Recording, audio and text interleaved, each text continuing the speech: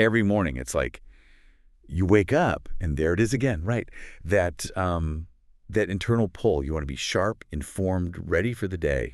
But then there's just this flood, information overload, mental chatter, sometimes before you've even, had your first coffee. It's a common feeling, that sense of being pulled in a million directions before you've even set your own. Exactly. So today, we're doing a deep dive into something crucial. How those first morning moments, they aren't just the start of the day. No, they're much more, they're like the blueprint. Yeah, the blueprint, where your thoughts, those are your tools, and your mindset, that's your armor for whatever comes. And it goes beyond just, a quick motivational boost. This is about actively reprogramming your mind. It really is. It's about realizing that before the world tries to tell you who you are, you get the first say. You declare your own truth. Those first moments, those conscious declarations, they really set the energetic tone for everything, your emotions, your choices. Outcomes for the whole day, totally. Yeah. And guiding us through this, we've got insights from a really powerful source, the video, 14 powerful things to tell yourself every morning, Xian Yi motivation. Some potent stuff in there. Definitely. And we're not just going to list them off. Our mission here is to unpack these declarations, understand the what, sure, but also the why. Why do they work? And crucially, the how. How can you actually weave these into your life to see real change? Right. How do you make it stick? One sunrise at a time. So, okay, let's jump in. Let's start right at the core. Our identity. Sounds good. Where do we begin? We're starting with something really foundational. Yeah. Reclaiming your narrative, right? Your identity, your potential. And the first big declaration is, I am not my past, I am my potential. Wow, that hits hard, doesn't it? It really does. Especially when you think about how much weight we give to past mistakes. Old hurts. Yeah, we carry it around. We do. But the source frames these things differently. Not as who you are, but as lessons wrapped in experience. Or fragments of a version of you that no longer exists. I like that framing. Me too. Yeah? It says, look, every sunrise is proof that life believes in your potential more than your past. You actually have the right to rewrite your narrative anytime. That's a profound cognitive shift, because so many of us, maybe unconsciously, we just drag the weight of who we used to be. Or wear guilt like it's some kind of badge. Right, like it's honorable. But the insight here is key. Pain wasn't punishment, it was preparation. Preparation, I like that. Psychologically, it reframes everything. Setbacks aren't permanent scars. They're formative. They build resilience, wisdom. And it frees you from other people's view of your past too, right? Exactly. Their perception is often just their limitation, not your actual truth. It puts the choice back with you. I mean, how often do you find yourself stuck replaying old tapes, letting past fails stop you now? All the time, if we're honest. Yeah. So this declaration, it's not just freeing, it's like permission. Permission to step into a new version of you right now. And that flows so naturally into the next one. It does. I am worthy of love, success, and peace. The core idea. Your worth isn't earned. It's inherent. Divinely, completely, without condition or exception. That's powerful phrasing. It counters that deep belief many of us have, that love must be earned, or success is just for other people, or peace is only for, I don't know, saints or something. Or those who've suffered enough, as the source puts it. Yeah. But no, the idea is your existence itself has value. Self-love is the root. Everything else grows from there. And what's fascinating from a maybe deeper perspective is how that internal belief shifts your energy. Your whole output changes. How so? When you genuinely feel worthy, you operate differently. You stop casing and start creating. You stop comparing and start honoring your own path. This is not just a nice thought. It actually changes things. It's a fundamental recalibration. It can tangibly change how you interact with the world and, well, how the world seems to respond to you. It makes you ask yourself, am I acting like I deserve crumbs, or am I claiming the feast? Exactly. Big difference. That internal shift is everything. And this whole thread, this reclaiming your story, it leads to a really crucial one. I forgive myself and grow forward. Ah, forgiveness. Often the hardest part. Definitely. The source points out you can't build a better future while chained to the pain of yesterday. It calls forgiveness the highest form of strength, not weakness. Which is counterintuitive for some. It is, but it's recognizing you did the best you could with what you knew at the time. Beating yourself up now, it will not change the past. But it will rob you of peace. That's certain. Yeah. Holding on just tightens the wound, right? Forgiveness is The balm, it allows healing. And connecting this to growth, healing isn't neat. It's messy, often 2 steps forward, 1 step back. Totally. But those experiences, even the tough ones, they carved wisdom into your bones. They cracked you open so you could grow. So you forgive to grow, not to excuse it. Precisely. It's not saying what I did was okay. It's saying I refuse to let my past hold my future hostage. My growth is more important. It's about transcending, not erasing. Realizing, like the Source says, every fall was a step toward awakening. Okay, powerful stuff on identity. Huge. Foundational. So now, let's shift gears slightly. From that internal reclaiming to activating our agency, action, courage, purpose. Getting things done. Moving forward. Right. And the first declaration here is, today I choose progress over perfection. Ooh, that's a big one for a lot of people. Perfectionism. Huge. Perfection is called a myth, an illusion. Something that just drains you, whispers nothing you do is ever enough. Where's progress? Progress just moves anyway, even if it's messy. Shaky hands and a hopeful heart. I love that image. Perfection waits for ideal conditions that never come. It's stagnant. But progress steps forward. It understands growth isn't about getting it all right. It's about daring to get it wrong and learning anyway. It's celebrating the small steps, the inches, not just the final mile. And practically speaking, that focus shift changes your relationship with, well, failure. You start to see failure as feedback, not a final verdict. You honor the effort, not just the perfect outcome. You remember, every master was once a mess. That's so freeing. It releases that pressure to have it all figured out before you start. Exactly. Yeah. It busts procrastination fueled by perfectionism. So think about it. How many great ideas, risks have you sidelined waiting for that perfect time or plan? Too many to count, probably. This is like permission slip. Yes. Try. Anyway. And that courage to try connects right into the next declaration. It does. Today I lead with a courage, not comfort. Comfort is described as seductive. That's nice. Very safe, cozy. But it quietly robs you of growth potential because greatness, it never lives in the safety zone. It's always beyond the threshold of discomfort. Comfort whispers, don't try. What if you fail? But courage answers, try anyway. What if you fly? That gives me chills. Me too. And the crucial point here, courage is not the absence of fear. We need to get that. Right. It's not about not being scared. No. It's the decision to act anyway, even when you are scared. It's stepping into the unfamiliar consciously. It might cost you ease, maybe temporary peace. But the payoff is purpose, real progress, making choices your future self will look back on and say, thank you. Even if the present you is feeling a bit wobbly. Especially then. So the question becomes, are you settling for easy, or are you building something meaningful?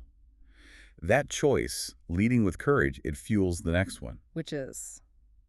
I am focused, grounded, and moving with purpose in this noisy, distracting world we live in. Understatement. Right. The Source reminds us deep within you there is a still place that knows exactly where you're going. This declaration helps you tap into that. So breaking that down, focus is doing what matters and eliminating what doesn't. Simple, but not easy. No. And being grounded, that's being rooted in who you are, knowing your values, your why. And moving with purpose. It's not rushing, not scrambling, not proving. Progressing. Yeah.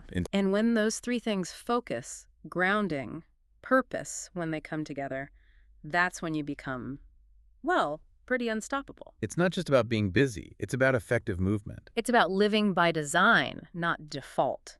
That clarity comes from deep internal work, aligning your actions with what truly matters. It makes you wonder how much energy gets wasted just reacting, living aimlessly. A lot for most people. This is about intentional advancement, meaningful steps. And what underpins all this action and purpose?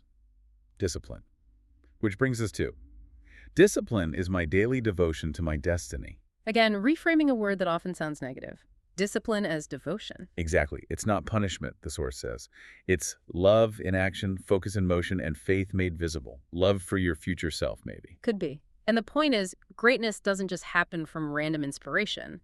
It's built on consistent, often unseen commitment. It's showing up, waking up with intention, going to bed with alignment, doing the work when it's exciting, sure. But also when it's exhausting, when you don't feel like it. That's the core of discipline. It whispers, it doesn't scream, it just builds. And interestingly, from a brain science angle, consistency actually rewires you. It builds habits. It makes it easier over time. Yes.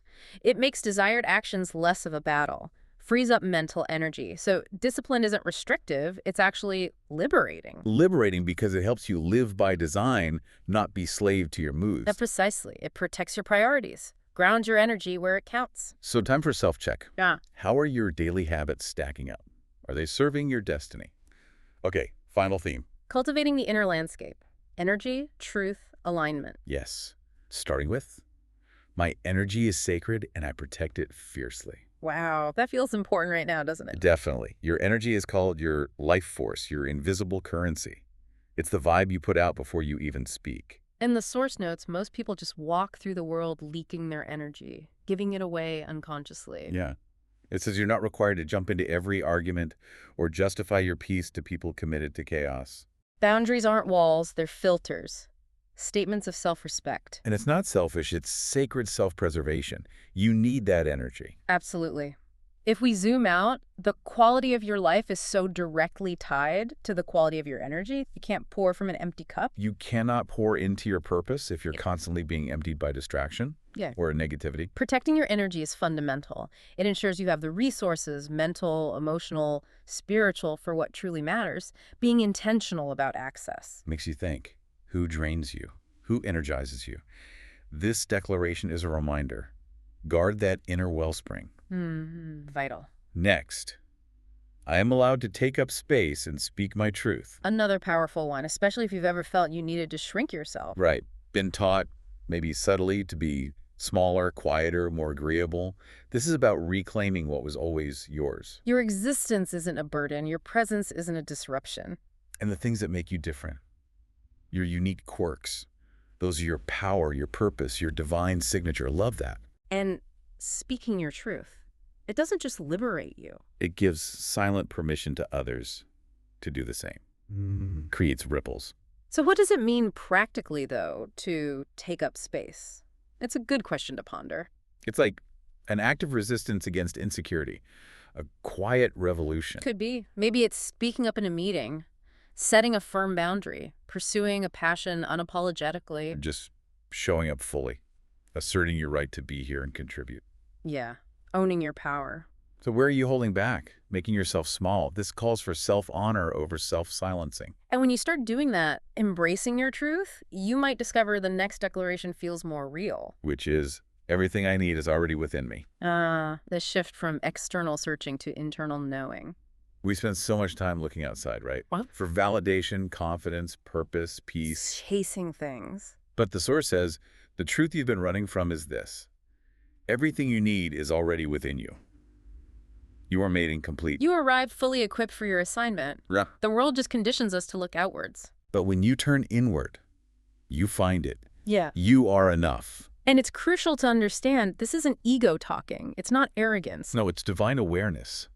Recognizing your inherent capabilities. Exactly. Seeing yourself as a portal of purpose, a vessel of divine intelligence. Your job isn't really to add more stuff to yourself. It's to remember yourself, strip away the conditioning. Remember the wisdom and resourcefulness already there. Makes you question how often you seek that external nod, that approval. This says, you are the resource. You are the answer. And building on that self-trust, we get to. I attract opportunities aligned with my mission. This feels like the culmination of the inner work. It does. When you operate from that place of clarity, worthiness, inner resource, you become a magnet for purpose-driven miracles. You stop chasing and start calling in only what aligns. Feels different, doesn't it? Completely. The idea is when your inner world is tuned, aligned, the right people, the right timing, the right doors, they appear. Not through forcing it, but through frequency, like tuning a radio. That's the analogy. The universe responds to alignment, not desperation. Your mission acts like a compass. When your thoughts, actions, boundaries focus. When they all line up with that deeper calling. You create this field of attraction and pulls in what's meant for you. Tailor-made miracles, as the source puts it. It's a shift from hustle culture to becoming magnetic. Something like that. Less frantic effort, more resonance. Imagine that feeling. Less chasing, more receiving.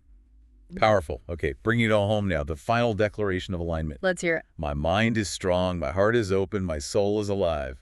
That sounds like wholeness. It's described as a rare and powerful state of being, the synergy of all three. So strong mind, resilience, discipline, focus. We talked about that. Open heart, vulnerability, connection, empathy, growth, healing, allowing yourself to feel and connect. And a alive soul. Yeah. That inner fire, burning with truth, purpose, and a wild kind of freedom. The trifecta. And the question is, how does this create wholeness? Well, when mind, heart, and soul rise together, the source says you become magnetic, unshakable whole. It's the balance of true power, not just mental strength or just emotional openness or just spiritual fire, but all three integrated. Living by design, not default, with every part of you working together. Wow. Are you feeling disconnected in any of those areas, living separate from that full power? This really highlights how to nurture that integration. It does. So we've unpacked these incredible declarations. But the big question remains, how do we make this real? How do we integrate them? Right, the practical steps. Right. What does the source advise? Okay, some really solid, actionable stuff here. First, guard your mornings like sacred ground. Meaning. Choose purpose before the phone, clarity before chaos. Don't let the world rush in before you're centered. Got it. What's next? Second, speak power over your day. Let your voice be the first one you hear declaring who you are. Set your own tone. Don't let external noise define your state, first thing. Okay. Third. Third, stay consistent. This is key. These words gain power through daily repetition with belief and intention. They become ingrained truth. Not just reciting, but feeling it.